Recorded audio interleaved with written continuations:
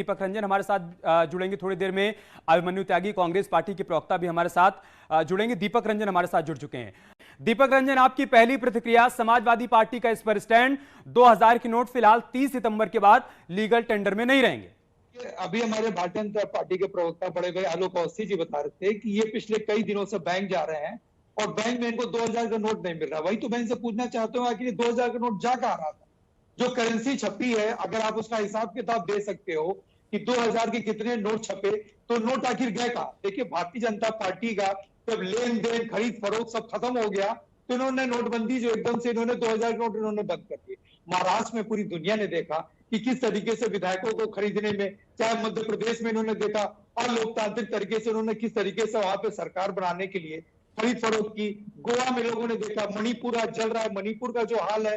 और 2016 8 नवंबर 2016 को बिना सोचे समझे इन्होंने नोटबंदी का फरमान देश के प्रधानमंत्री जी ने जारी कर दिया और कहा कि आज रात 12 बजे से 500 और 1000 के नोट इलीगल टेंडर हो गए। उसकी जगह पे 2000 का नोट लेकर के आए और पिछले 7 साल से उसके बाद आदरणीय प्रधानमंत्री जी ने नोटबंदी पे बोलना छोड़ दिया और साथ ही साथ जो इनके साथी उद्योगपति थे उन्होंने भी देश छोड़ दिया।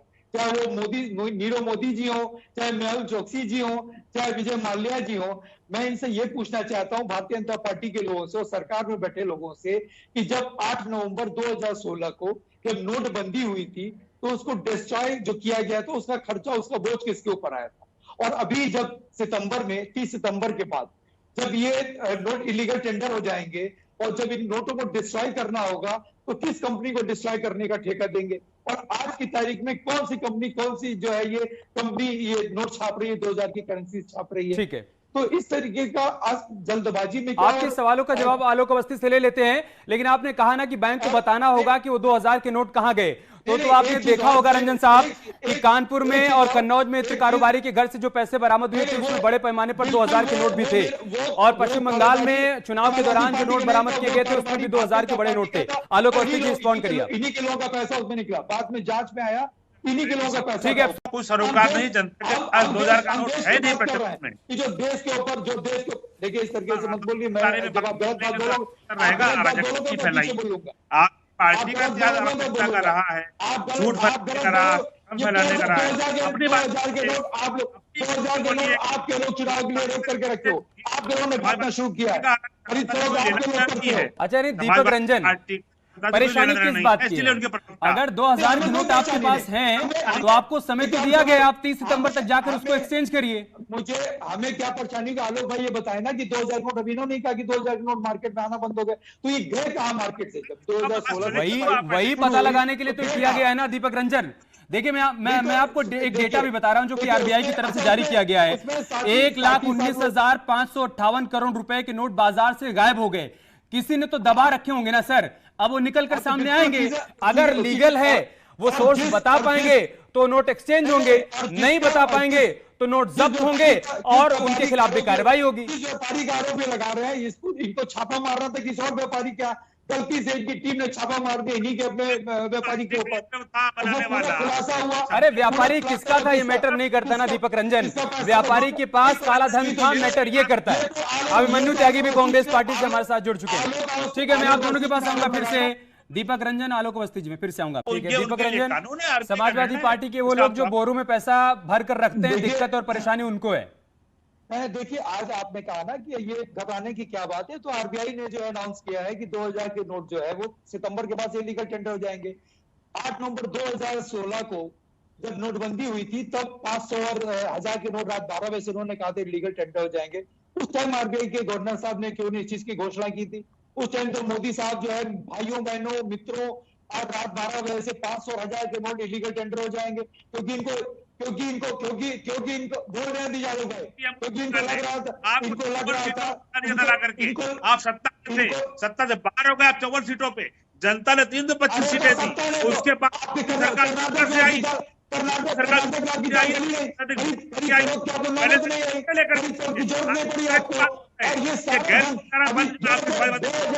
2024 वालों को सरकार बदलने दीजिए। नोटबंदी अब तक का सब नोटबंदी अब तक का सबसे बड़ा स्कैम है। नोटबंदी के टाइम पर आपने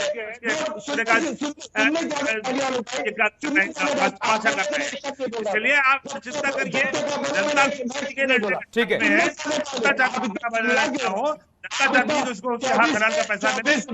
दीपक रंजन आलोक जी ऐसे 1 to 1 नहीं करते हैं। मैं एक बार अपने सहयोगी सर्वेश के पास जाऊंगा जो कि प्रयागराज से हमारे साथ जुड़े हुए हैं। मैं फिर से आऊंगा। दीपक रंजन, जो पैसे दबे होंगे वो जरूर निकलकर सामने आएंगे।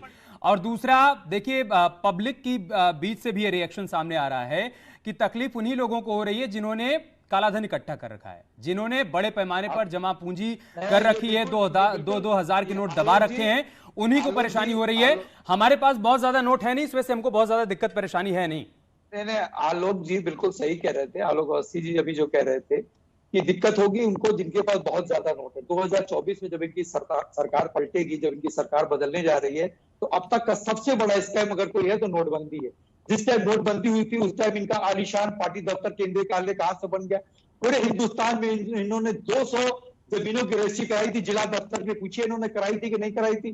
हर जिले में इन्होंने मोटरसाइकिलें खरीद करके लोगों को दी थी कि नहीं दी थी। इन्होंने कहा था कि मैं 1000 का नोट से, चूंकि जो है 1000 का नोट आसान होता है कैरी करने के लिए, इसलिए हम करप्शन को कम करने के लिए आलोक जी काउंटर करेंगे दीपक रंजन। लेकिन देखिए, अगर आप ये कह रहे हैं कि नोटबंदी सबसे बड़ा स्कैम थी, तो फिर तो आपके पास जब आप सत्ता में आएंगे या फिर आपकी समर्थित सरकार सत्ता में आएगी, आपके पास 2-2 स्कैम हो जाएंगे एक्सपोज करने के लिए। एक तो ये बात देखिए, और जो बात आम पब्लिक की तरफ से भी आ रही है और जो बात भारतीय जनता पार्टी की तरफ से कही जा रही है।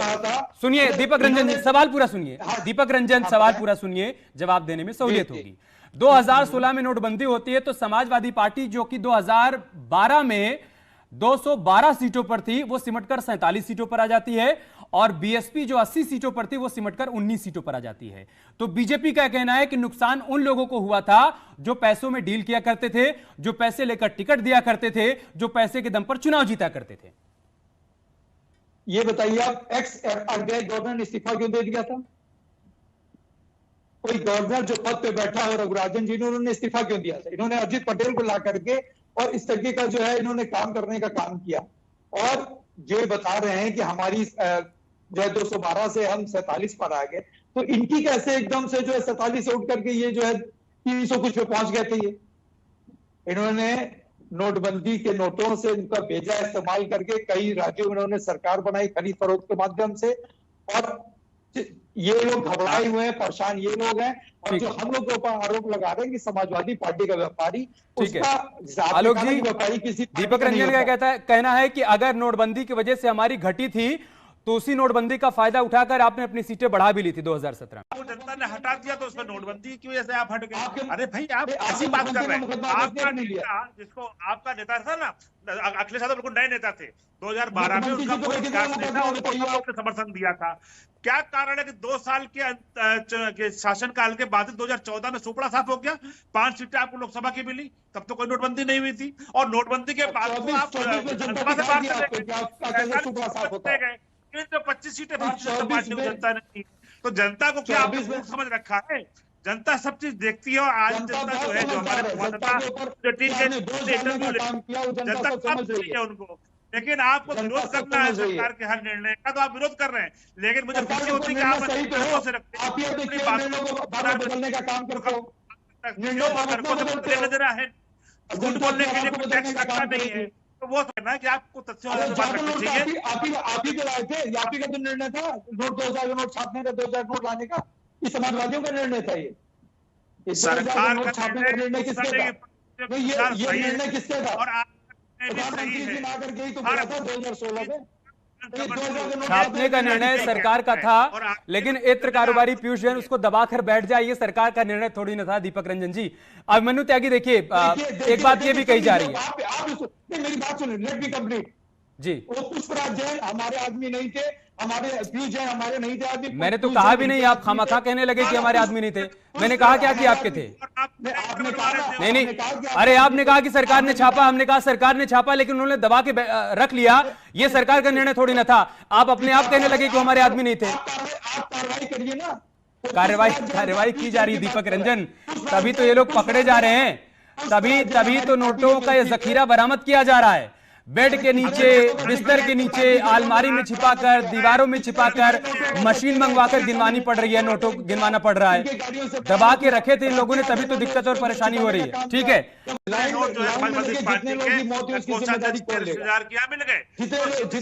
बहनों की शादियां टूटी उनकी जिम्मेदारी कौन लेगा?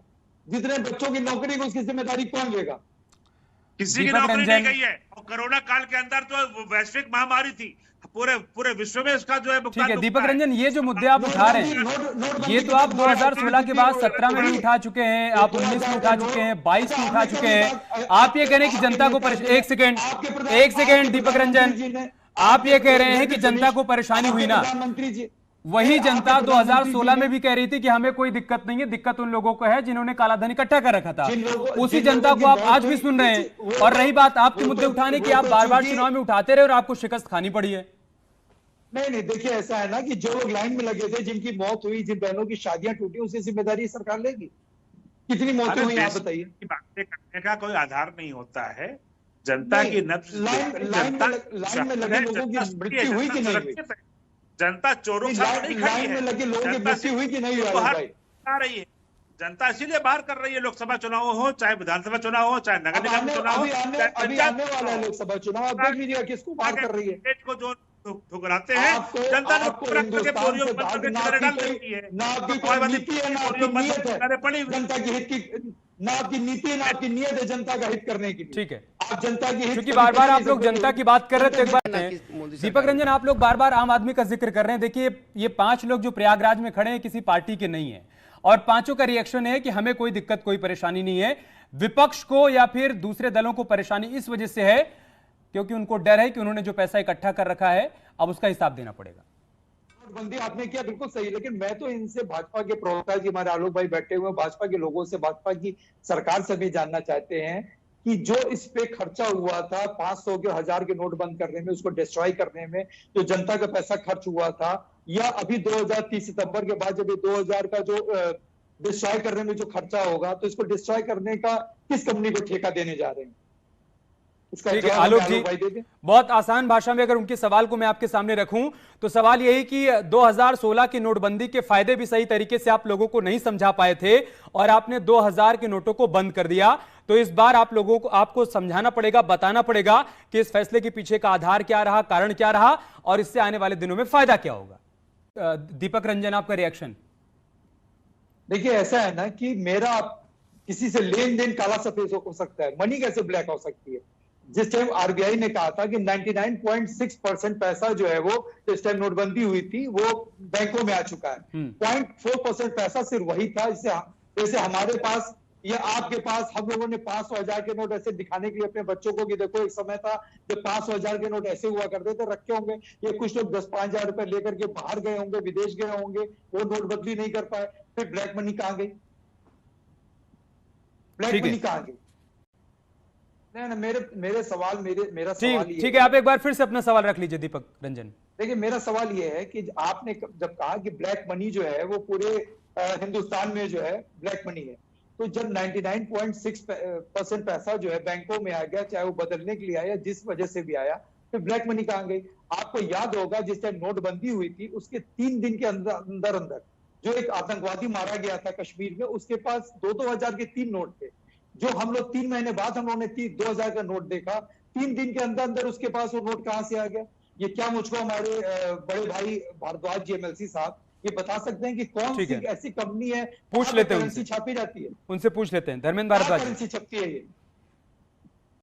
अमित भाई इनसे पूछिए रुपया गिरा कि नहीं गिरा? रुपया लगातार गिर रहा, निरंतर गिर रहा है कि नहीं गिर रहा? जिस देश का रुपया गिर रहा हो सरकार को भी गिरने में ज्यादा समय नहीं लगता। सभी देशों की करेंसी में हमारा रुपया बढ़ा है, हमारा रुपया नहीं गिरा है। क्या आप डॉलर, रुपया महंगाई बढ़ी है कि नहीं बढ़ी है? महंगाई बढ़ी है, रुपया गिरा है। महंगाई बढ़ी है कि नहीं? जनता के ऊपर आपने महंगाई के मुकाबले में तो डॉलर से मुकाबला मत करिए, लेकिन आज देश का जो रुपया है रूबल से अच्छा है, पाउंड से अच्छा है, वो येन से अच्छा है, युआन से अच्छा है, तो हम गिर रहे हैं। विकास किसी सवाल का जवाब नहीं जो है बढ़ा। प्रधानमंत्री जी ने कहा था कि मैं डीजल पेट्रोल का दाम अपने उम्र से ऊपर बढ़ने नहीं दूंगा। आज डीजल पेट्रोल के दाम क्या है? क्या मोदी जी 100 साल पार कर गए? ये आपके सारे मुद्दे वैलिड हो सकते हैं दीपक रंजन, लेकिन बार बार आप चुनाव में इसको उठाते रहे, इसका जवाब तो यही देते हैं ना कि आप हर बार चुनाव में उठाकर देखते हैं इन मुद्दों को और जनता उसके बावजूद हमें वोट करती है। ठीक है धर्मेंद्र भारद्वाज जी, ठीक है ठीक है, घटी की नहीं घटी 2017 से 2022 में। ठीक है, इस पर जवाब देंगे आलोक अवस्थी जी। बहुत बहुत शुक्रिया आप सभी का हमारे साथ जुड़ने के लिए, महाबहस का हिस्सा बनने के लिए। खबरें जारी हैं, आप बने रहिए।